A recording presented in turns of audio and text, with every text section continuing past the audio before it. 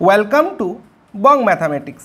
Hello viewers, আজ একটা নতুন ভিডিও নিয়ে চলে এলাম। আজকের ভিডিওতে আমরা দেখব ঝাড়খণ্ড পিজিটি রিক্রুটমেন্ট 2023-এ যে নোটিফিকেশানটা বেরিয়েছিল ওখানে এক্সাম প্যাটার্ন এবং সিলেবাস কেমন ছিল। ঠিক আছে, এখানে আমরা সমস্ত জায়গা দেখব না। প্রথমে এখানে কি রয়েছে দেখো, বিভিন্ন সাবজেক্টে ভ্যাকেন্সি কত ছিল বলা আছে। ঠিক আছে, তারপর এখানে এলিজিবিলিটি ক্রাইটেরিয়া রয়েছে, এখানে এজ লিমিট আছে। দেখো, মিনিমাম এজ লিমিট হচ্ছে 21 ইয়ার, আর যারা জেনারেল ক্যাটাগরি তাদের ক্ষেত্রে ম্যাক্সিমাম এজ লিমিট হচ্ছে 40 ইয়ার। ঠিক আছে, এইভাবে ছিল। তারপর আমরা দেখে নিচ্ছি যে এক্সাম প্যাটার্নটা কেমন ছিল। ঠিক আছে, এখানে আমরা দেখতে পাবো রয়েছে এক্সাম প্যাটার্ন, এই যে। ঠিক আছে, দুটো পেপারের কথা এখানে বলা আছে। একটা হচ্ছে পেপার 1।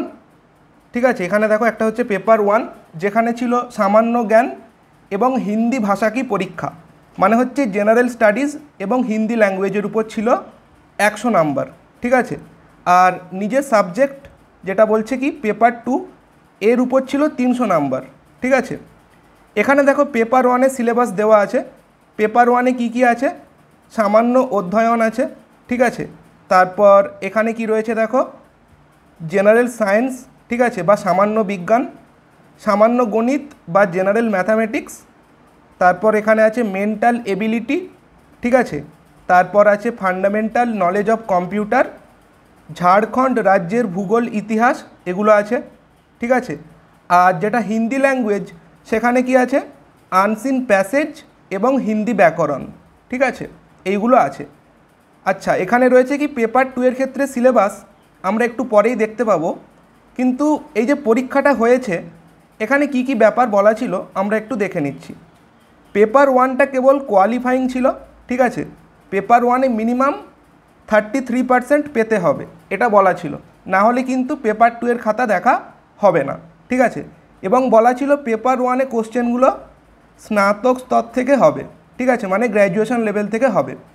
আর পেপার 2-এর কোশ্চেনগুলো পোস্ট গ্র্যাজুয়েট লেভেল বা মাস্টার ডিগ্রির থেকে হবে। ঠিক আছে, এবং পেপার 2-এতে তুমি যা নাম্বার পাবে তার উপর ভিত্তি করেই মেরিট লিস্ট তৈরি করা হবে। ঠিক আছে, এবং বলা ছিল পেপার 2-তে কমপক্ষে যেন 50% মানে পাওয়া হয়। ঠিক আছে, পেতে হবে, এটা বলা ছিল। আচ্ছা, এইগুলো এখানে বলা আছে। দেখো, এবারে আমরা দেখতে পাবো যে পেপার 2-এর ক্ষেত্রে সিলেবাস, বিভিন্ন সাবজেক্টের ক্ষেত্রে সিলেবাস, এটা আমরা দেখে নিচ্ছি। ঠিক আছে, এখানে আমরা দেখতে পাবো বিভিন্ন সাবজেক্টের সিলেবাস, এখানে এগুলো আমরা স্কিপ করে যাচ্ছি। ঠিক আছে, এখানে দেখো সিলেবাস দেওয়া আছে বিভিন্ন সাবজেক্টের ক্ষেত্রে, ইংলিশ ল্যাঙ্গুয়েজের ক্ষেত্রে দেওয়া আছে। তারপর এখানে অন্যান্য সাবজেক্ট আমরা দেখতে পাচ্ছি। আমরা যদি ম্যাথামেটিক্সের সিলেবাসটা একটু দেখে নিই, দেখতে পাবো।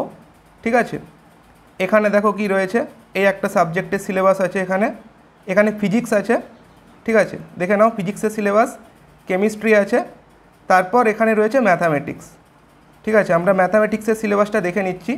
ম্যাথামেটিক্সে কি কি আছে, linear algebra, calculus, analytic geometry, তারপর ordinary differential equation, dynamics, statics, hydrostatics. ঠিক আছে, তারপর আছে কি vector analysis, algebra, complex analysis, operation research, mathematical modelling, partial differential equation, probability, mechanics and fluid dynamics, discrete mathematics, logic. ঠিক আছে, আর এখানে কমার্সের সিলেবাস দেওয়া আছে, তোমরা চাইলে দেখতে পারো। আর এই যে পিডিএফটা রয়েছে এটা আমি আমার টেলিগ্রাম চ্যানেলে দিয়ে দেব, তোমরা ওখান থেকেও দেখে নিতে পারবে। ভিডিওটা কেমন লাগলো কমেন্টে জানিও। Thanks for watching.